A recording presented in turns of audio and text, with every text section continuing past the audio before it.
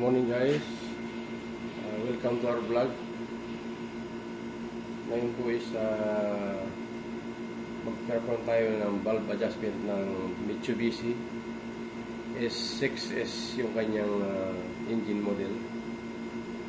So ang kanyang valve clearance is 010 inches. Kung gagamitin nyo po is mm, 0.25 mm po yung clearance niya. So ang kanya pong firing order is 1, 5, 3, 6, 2, 4. So dito po yung number 1. So sa ngayon po naka-open na yung number 6 valve, naka-open siya. So mag-start tayo ng adjust sa number 1 dito.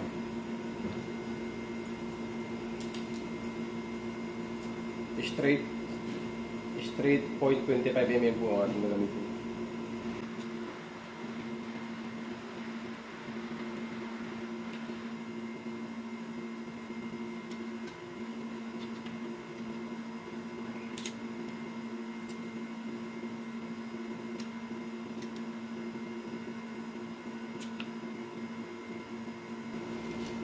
Okay na yung number 1. Ang next po is number 5.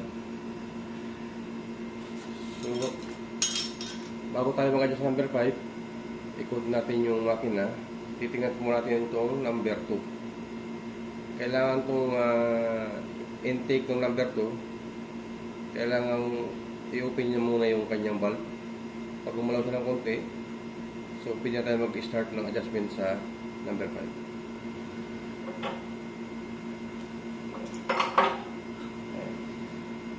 Kailangan umat yung exhaust, tapos bababa ng konti itong intake. Ayan.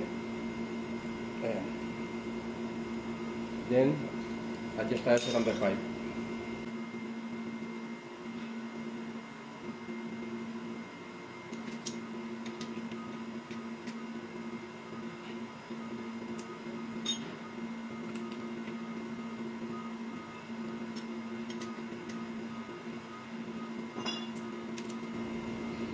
Okay na yung number 5. Next naman po is number 3. So, bago tayo mag-adjust sa number 3, tingnan muna natin itong number 4. Kailangan umangat yung kanyang exhaust. Then, bumaba ng konti itong kanyang intake.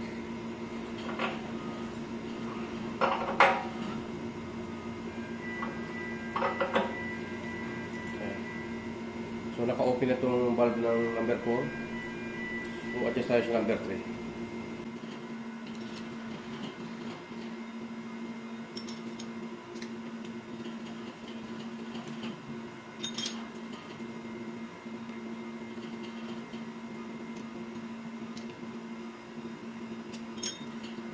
Okay na number 3. Next is number 6. So, tingin tayo sa number 1. Natin ang makina, tapos kailangan itong exhaust umangat. Itong intake niya, kailangan bumaba ng konti.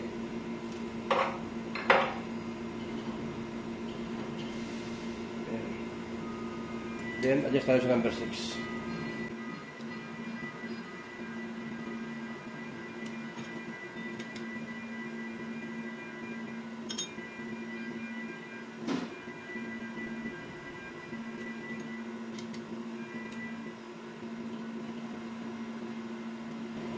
Okay, number 6. Next is number 2.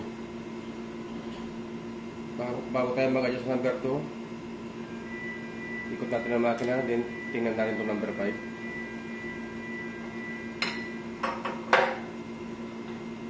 Aangat yung kanyang exhaust, then bababa ng konti itong kanyang intake. Ayan. So naka-open na yung valve ng number 5, adjust tayo sa number 2.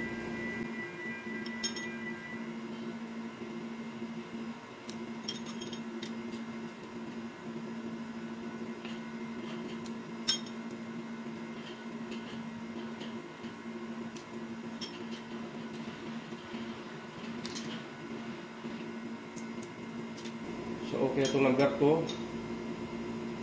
Next is number 4. So, before tayo mag-adjust sa number 4, kailangan i-open natin itong valve na number 3. Ikot natin ang makina. Angat itong exhaust na number 3. Kailangan bumaba itong intake ng kunting-kunti lang.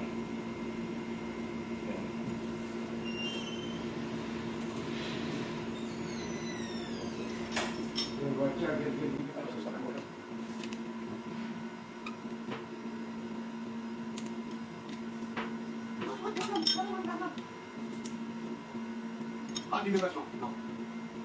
Ano ba? Ating members mo?